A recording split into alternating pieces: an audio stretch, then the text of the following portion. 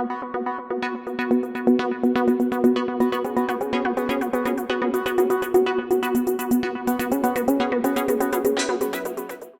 అడుగుతున్నారు, ఇదిగో ఏదో పొత్తు పెట్టుకున్నామని ముస్లింలను పక్కదోవ పట్టించే పద్ధతి. అయ్యా మేము పొత్తు పెట్టుకున్నాం, మేము తొత్తులం కాదు. మేము ముస్లింల అభ్యున్నతికి, వాళ్ళ హక్కుల సంరక్షణకు, వాళ్ళ సంక్షేమానికి ఈ ప్రభుత్వం కూటమి కట్టుబడి ఉంది.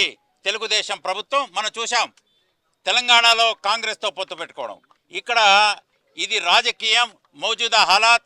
ఇది ఏ హమారా వతన్ హై, यहाँ से हमारे दादा परदादों के कफने यहाँ से निकली है. ఇక్కడే మేము అందరం ఉంటాం. ఇప్పుడు నేను అడుగుతున్నా వాళ్ళను, నల్ల చట్టాలు ఏవైతే ఉన్నాయో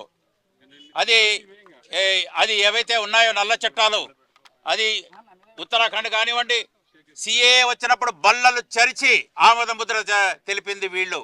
మేము చాలా మందికి అపోహలు ఉన్నాయి, ఈ ఎన్ఆర్సీ సిఏ మీద వీళ్ళు భయాందోళనకు గురి చేస్తున్నారు. అసలు వైఎస్ఆర్ కాంగ్రెస్ పార్టీనే, అక్కడ విజయసాయిరెడ్డి గారు కానివ్వండి, మిథున్ రెడ్డి గారు కానివ్వండి లేచి మేము హర్షామోదాలు తెలియజేస్తున్నాం, దీన్ని ఆహ్వానిస్తున్నామని చెప్పారు.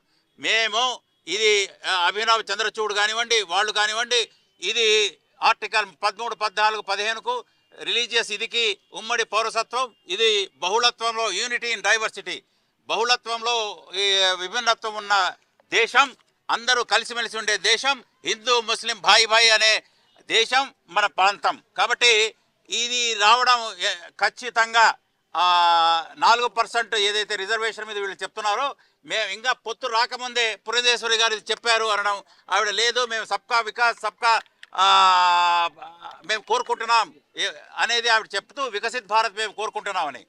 లక్నో మరియు భోపాల్, ఇది చాలా ఇంపార్టెంట్ పాయింట్.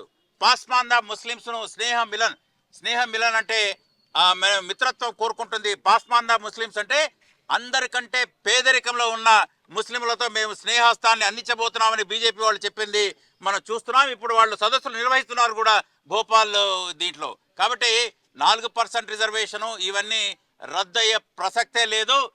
వైఎస్ఆర్ కాంగ్రెస్ పార్టీలో ఎవరైతే 4% రిజర్వేషన్ను వ్యతిరేకించారో ఆర్ కృష్ణయ్య గారు సుప్రీంకోర్టుకు పోయి అక్కడ పోరాడింది నేను.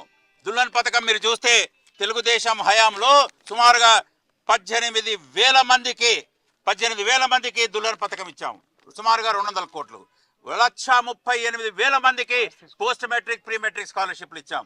ఇప్పుడు కర్నూలులో ఉర్దూ యూనివర్సిటీకి 150 ఎకరాలు తెచ్చింది మేము చంద్రబాబు గారి హయాంలో, నేను అప్పుడు సెక్రటరీగా ఉన్నా. దానికి ఒక బిల్డింగ్ లేదు, 100 మంది విద్యార్థులు కూడా చదవడం లేదు. కర్నూలుకు బీజేపీ, ఇప్పుడు ప్రస్తుత బీజేపీ గవర్నమెంట్లో కూడా మోడీ గారు PMJVK, prime minister Jan Vikas కేంద్ర అనే ప్రోగ్రామ్, దాంట్లో అయ్యా 60% మేము ఇస్తాం. రెసిడెన్షియల్ స్కూల్స్ కానివ్వండి, మెడికల్ సెంటర్స్కు కానివ్వండి, ఉర్దూ జూనియర్ కాలేజ్ కానివ్వండి, ఐటీఐలో కానివ్వండి, కర్నూలులో ఎన్నో బిల్డింగ్లకు ఇచ్చారు. ఇస్తే దానికి సైట్లు కూడా అలాట్ చేయకుండా కామన్ సర్వీస్ సెంటర్ అని 4 కోట్లు, డిగ్రీ కాలేజ్కి 4 కోట్లు, రెసిడెన్షియల్ స్కూల్కి 18 కోట్లు, పోస్ట్ మెట్రిక్ గర్ల్స్ హాస్టల్కి 3 కోట్లు. కర్నూలులో చెప్తున్నా, ఆదంలో బిల్డింగ్లు లేచాయి, అట్లే ఉండిపోయాయి.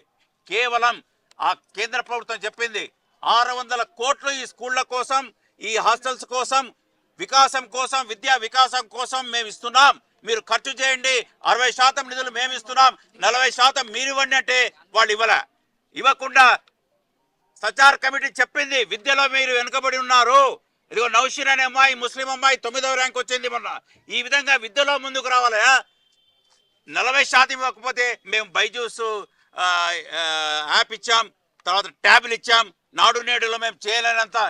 ఎక్కడ చేశారో తెలంగాణలో 100 రెసిడెన్షియల్ స్కూల్స్ కట్టారు వాళ్ళు. సెంట్రల్ గవర్నమెంట్, ఇదే గవర్నమెంట్, కేంద్ర ప్రభుత్వ గవర్నమెంట్, మోడీ గారి ప్రభుత్వం 60% ఇస్తే 40% వక్ఫ్ ల్యాండ్స్ లో వాళ్ళు 100 రెసిడెన్షియల్ స్కూల్స్ విద్యా వికాసం జరిగింది. ఖచ్చితంగా ఈ ఎన్ఆర్సీ మీద ఎటువంటి అపోహలు అక్కర్లేదు. సిఏఏ వాళ్లే చర్చారు, కానీ మేము దాన్ని ఈ రాష్ట్రంలో ముస్లింల అభివృద్ధికి కట్టుబడి ఉన్నాం. ఆ హక్కులు ఎట్టి పరిస్థితుల్లో మేము పొత్తు కుదుర్చుకున్నాం. ఇది సత్సంబంధానికి అక్రమ సంబంధానికి ఉన్న తేడా. ముందు వాకిలి గుండా రావడానికి, వెనక వాకిలి గుండా రావడానికి ఉన్న తేడా. ఒక్కరైనా గుండె మీద చేవేసుకొని చెప్పమండి వైఎస్ఆర్ కాంగ్రెస్ సిపి నాయకులను.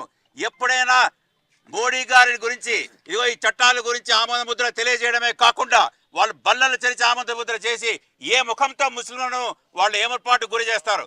ఖచ్చితంగా ముస్లింల సంరక్షణ. ఇదిగో ఈ నాయకుడు చంద్రబాబు నాయుడు గారు రాజకీయ పరిణతి గల నాయకుడు. పక్కన కేంద్రము, ఇది రాజకీయం ఇప్పుడు ఆయన చేస్తున్నది. ఈ సమయంలో ఆయన చెప్పాడు మా సోదరుడు, అక్కడ బీజేపీ వచ్చేది, ఇక్కడ ఈ కూటమి వచ్చేది ఖాయం. రాజ్నాథ్ సింగ్ గారు నిన్న హోంమంత్రి చెప్పారు 13.5 లక్షల కోట్లు ఒక్కొక్క వ్యక్తికి 2 లక్షల అప్పు పెట్టాడు జగన్మోహన్ రెడ్డి గారు. కాబట్టి ఇది నేను తెలియజేస్తూ ముస్లింలు ఎటువంటి ఇలా